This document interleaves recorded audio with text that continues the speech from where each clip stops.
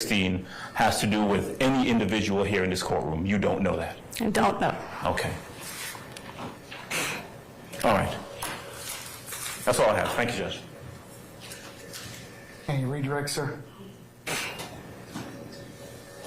No, Your Honor. All right, may Ms. Ladner's be permanently or temporarily excused? Or anybody else have an examination? Okay. Temporarily, Your Honor. Okay, Ms. Ladner's on the temporary excuse your witness. You're free to go about your usual duties and avocation. Just don't discuss your testimony with anybody except the attorneys in this case, okay? Thank you, madam.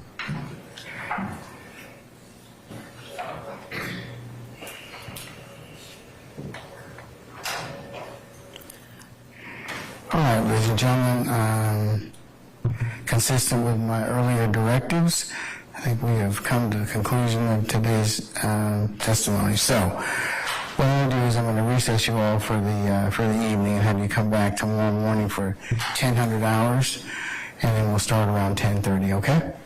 All right. Any ministerial inquiry with me? All right. Okay. Remember all the admonitions that I've told you and will continue to repeat to you. In particular, for you not to have any conversations amongst each other. You leave your notepads in the back. Also, don't let anybody talk about this case in your presence or hearing, and if anybody should try and approach you about this case or violate any of my admonitions, you would need to let myself and Sergeant Abel know immediately, okay? All right. Thank you for your patience, ladies and gentlemen, your continued patience, and with that, we'll see you tomorrow morning at 10 o'clock, okay? All rise.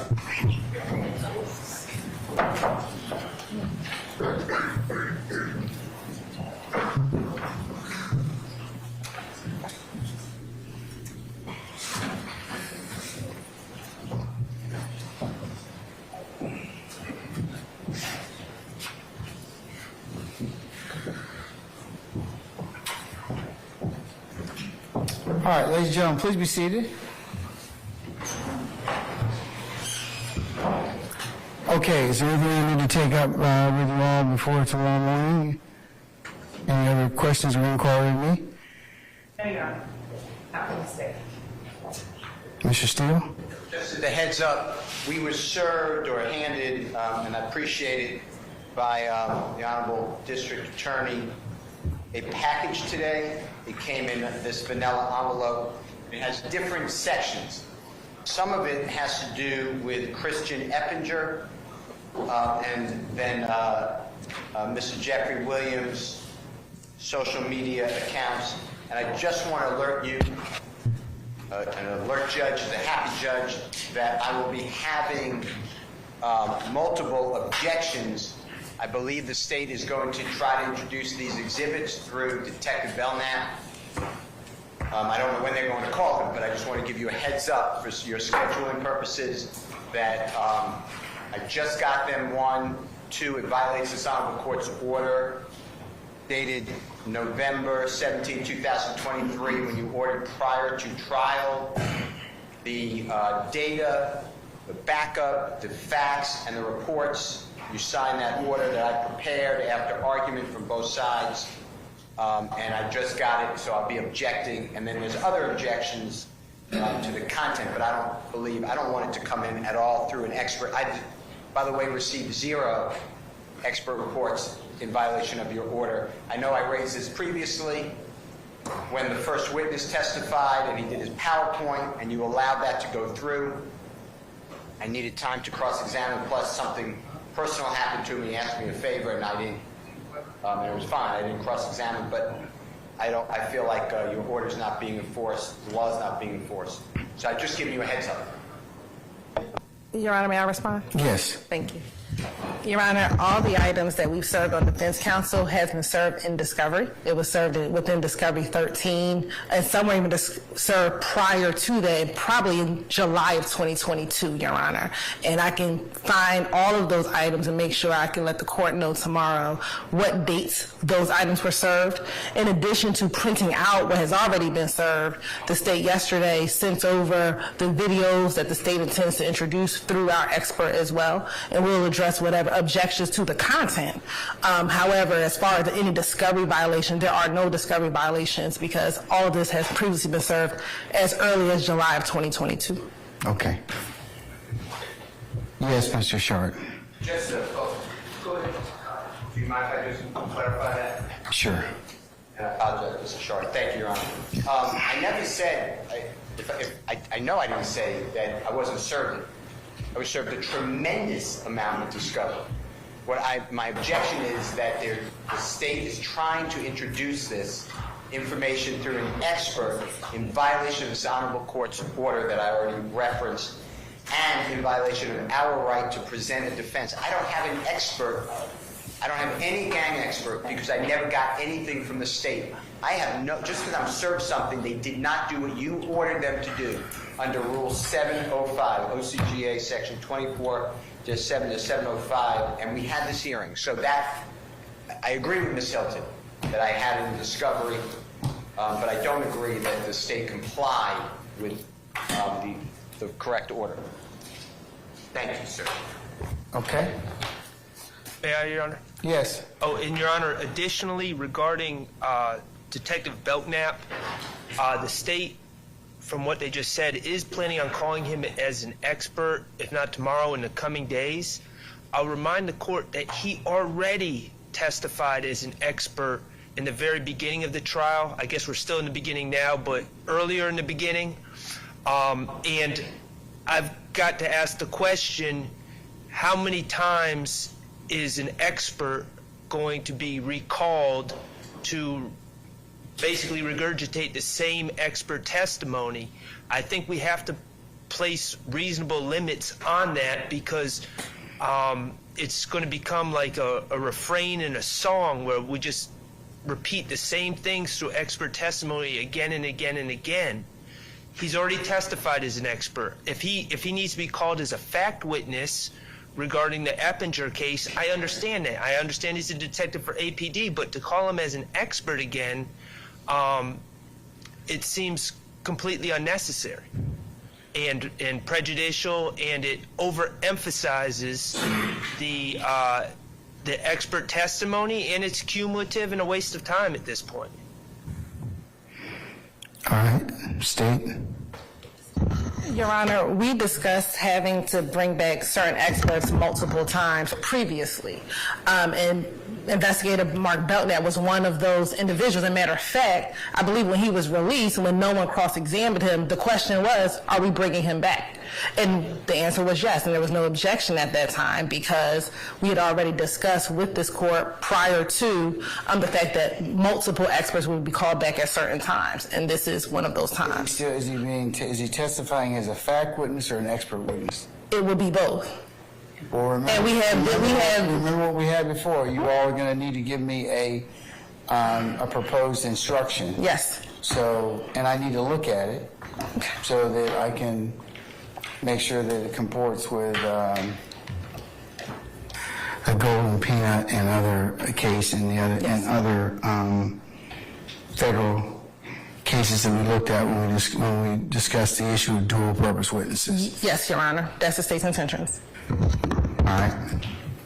And Your Honor, we did discuss Investigator Belknap and other witnesses testifying more than once. I concede that point, but that was for the purpose of, as a fact witness, to address facts regarding different overt acts. We understood that officers involved in this case may be involved in one overt act and investigating another overt act, and we understood that, and that's what we discussed. We did not ever, to my recollection, discuss an expert coming in and being called repeatedly to testify as an expert. That seems cumulative and extremely improper. Well, Mr. Shaw, as I recall, it depends upon what he's going to testify to. So, Well, we don't really know from the defense side. We've been given, again, we were given these pamphlets today, or these packages today, but he extensively testified to the history of YSL, to signs of YSL, to different identifiers of YSL, all of that stuff already, and just to constantly place this expert testimony in front of the witnesses again and again and again. And I'll remind the court respectfully that he's not the only expert witness on the state's witness list. They have like 4 or 5 other expert witnesses. How many times? Mr. Short, I don't think he's been offered as an expert as of yet. I think he's just testified as a fact witness. He was definitely, respectfully, Your Honor, he was definitely testified as an expert earlier. He was the second witness called, I believe. Well, first witness. My memory's kind of... Judge, he was, but we specifically did not ask Detective Belknap about specific matters that we knew would be presented as evidence because we did not want him opining on specific acts at that time before they were presented. We actually addressed this with the court. I know you did, but here's the challenge it's going to place. I think that I'm going to let you all decide what you want to do, but I think it would be better and easier for you to have him testify about all the acts and make it cleaner so that you give him, like, he testifies all about the factual predicates and then he testifies as an expert. Because if not, he's going to be up here multiple times. And that's going to be a problem. Your Honor, we've planned our case in a way, and so we know when Investigator Belknap will be present and accountable. He won't be up here multiple times as an expert. Well, the Golden Peanut case, it kind of talks about that. And I don't think it anticipates recalling a witness multiple times for facts and for evidence, for expert. I think you all are going to have to make a choice. If not, I'm going to sustain the objections. It will at some point. I mean, because that's kind of the challenge you're going to have is that the jury is going to, we run the risk of confusing the jury. And I don't think that is how they recommend the Supreme Court recommends that you call these particular witnesses.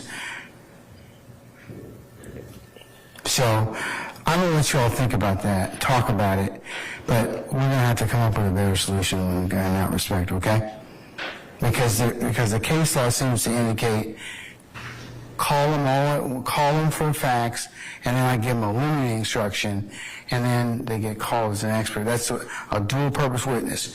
So Belknap and several others are going to fall in that category. So we're going to have another conversation about that. That's my concern as the court. We will, Your Honor. We can address that when we have the later conversation, but I want to have it before you decide making decisions to call them, okay? But I don't think that's fair to you and fair to anybody else if I don't have that conversation. So let's plan on. When's Detective Belknap supposed to be testifying? tomorrow. Yeah. So,